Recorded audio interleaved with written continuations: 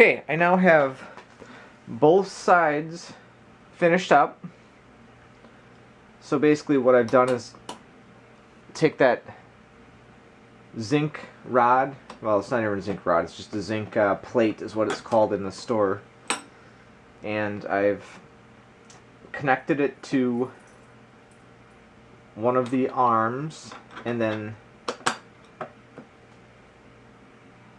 placed it onto the screw that we put into these red discs earlier. And the way these mechanisms work is basically it's just two pieces of wood, and the PVC pipes are connected by nuts and bolts and a couple washers.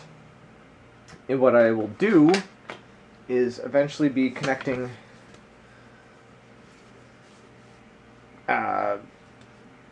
legs and arms to them, so something like this, so that as it moves it'll look like there's a skeleton crawling on the ground basically. And these parts are nothing more than just an arm and leg setup that also came with a skull, and they had little spikes that you would stick in the ground, and basically it would look like there's a set of legs as well as arms coming out of the ground in your yard. And you can find these the day after Halloween when everything goes on clearance for just a few dollars. So really easy setup to do that. And then one of the key things that you're going to want to do as you're setting this up and you're about to connect it is you want to align your setup so that when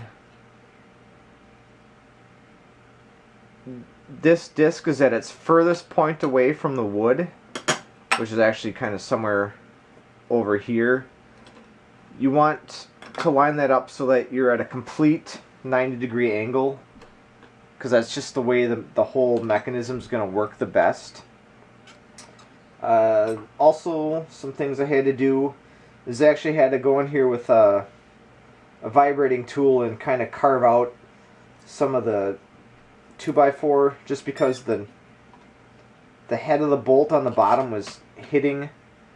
So I kind of went in and carved out the spots that it was hitting on, and that helped with the movement quite a bit. I haven't had to bolt this one on.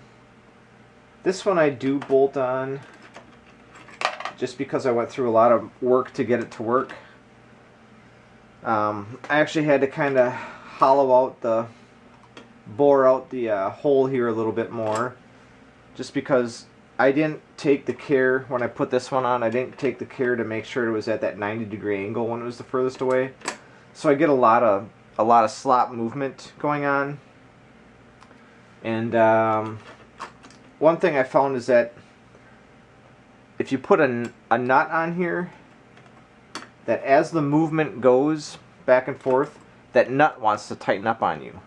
So I kind of had to come up with something to stop the nut from turning. So I put a grommet, just a leather grommet for leather work that I had laying around. So I slid that kind of in there. That fit in the part I kind of bored out. And what that does is that since it's deeper than this and it fits inside of this, it kind of prevents this rod from moving down too far, and it prevents the nut from turning any further than as far as it can go. And I also had to, on the other side, I had to put a little channel in it, if you can see that. So I drilled a second hole in there so that as it's moving, it's got some slop in there so that it can move back and forth without kind of messing up the operation of the machine. And I think I could have avoided that if I would have taken the care ahead of time to figure out that I actually needed to really be cautious on where I connected that rod, because with this one I took that extra care to make sure that I had that 45-degree angle in there and everything just operates smoothly, so I didn't have to do any extra borings on this zinc plate. Everything functions great.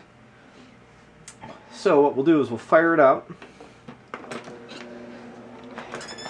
and you can see how everything moves.